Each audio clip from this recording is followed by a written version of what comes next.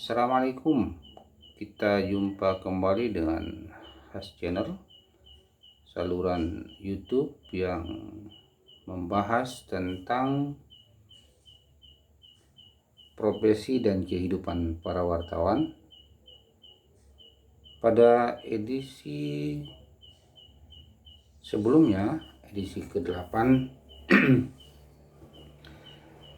kita telah mengulas tentang persiapan dan pelaksanaan uji kompetensi wartawan muda atau jenjang wartawan muda. Kali ini kita lanjutkan dengan uji kompetensi wartawan media, di mana peserta uji kompetensi wartawan media ini adalah para redaktur yang sehari-harinya bertugas memanage atau menugaskan wartawan. Kemudian tugas yang lainnya adalah mengedit, ya, atau editor. Jadi berita yang dihasilkan para wartawan diserahkan kepada para redaktur untuk mengedit menjadi sebuah berita yang bagus, baik dari segi kelengkapan sumber, dari segi tata bahasa, tanda baca, dan persyaratan-persyaratan lain yang dibutuhkan dalam suatu berita atau informasi yang layak berita atau layak siar. Pada uji kompetensi wartawan media, yang diujikan juga tidak jauh-jauh dari tugas keseharian para redaktur. Di antaranya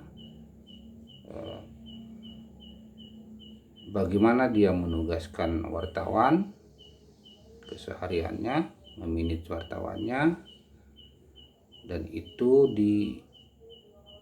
disimulasikan dalam sebuah rapat redaksi yang pada uji kompetensi itu dihadirkan 3 unsur. Yang pertama itu para pemret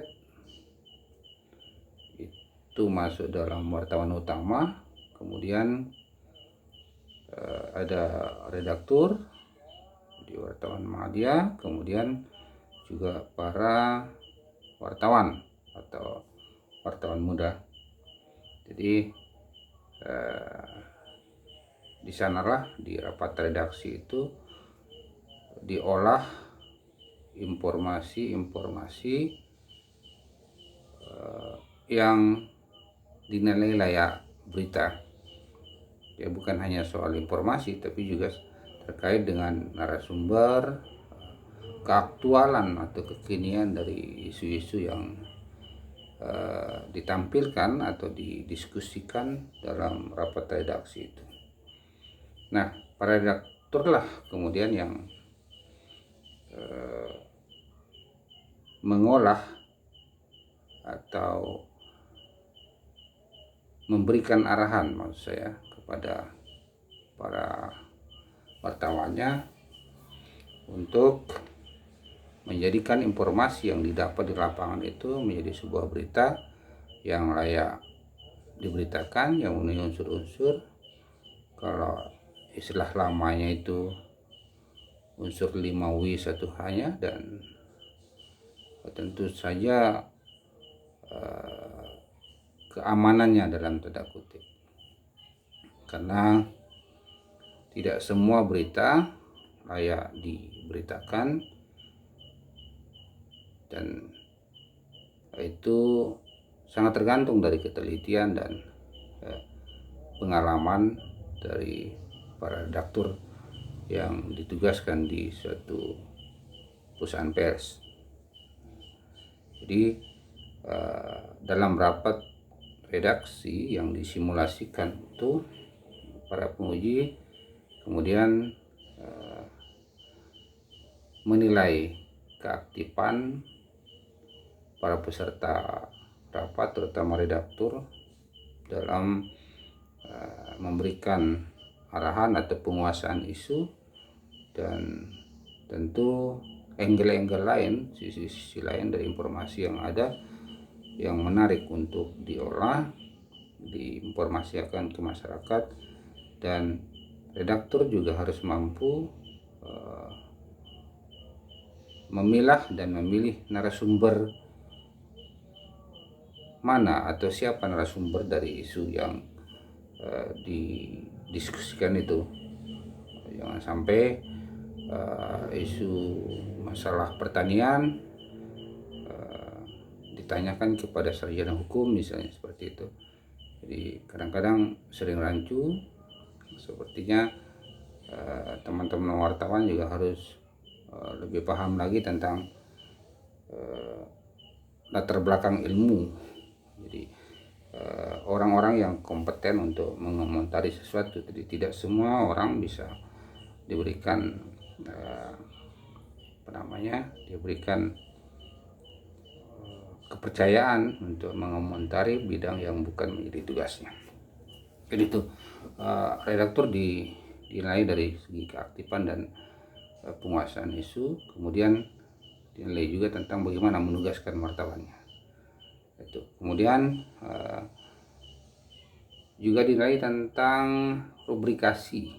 Jadi karena redaktur ada penguasa halaman, jadi dia ditugaskan untuk menangani halaman, misalnya saja di koran atau di online ada bidang politik, itu halaman politik, ada bidang ekonomi, bidang hukum dan kriminal, dan bidang-bidang yang lain.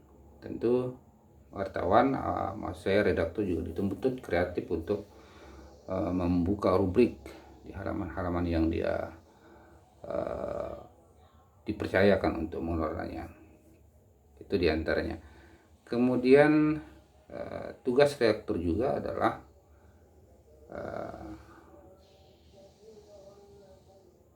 merancang berita investigasi. Nah, itu juga nanti akan dinilai oleh para penguji, penguasaan dari para redaktur untuk mengolah, untuk meminit atau merencanakan berita-berita investigasi. Ya, kalau kita ingin lebih paham tentang investigasi, tentu kita harus membaca majalah-majalah yang berkaitan atau yang concern dengan investigasi, pemberitaan investigasi, yang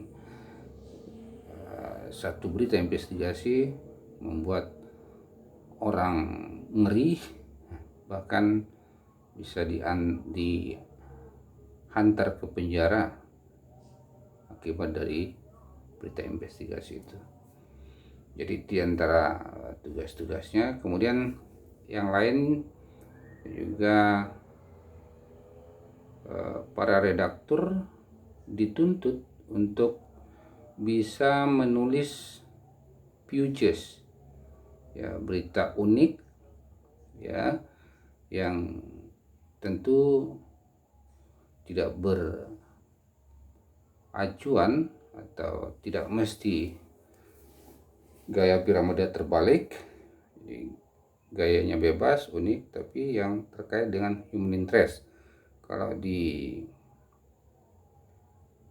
Jawa Post Group itu ada tulisan box, itu juga salah satu tulisan pages. Kemudian di koran lain ada istilah sosok, itu bentuk atau contoh dari tulisan pages itu. Nah, ini nanti redaktur diberi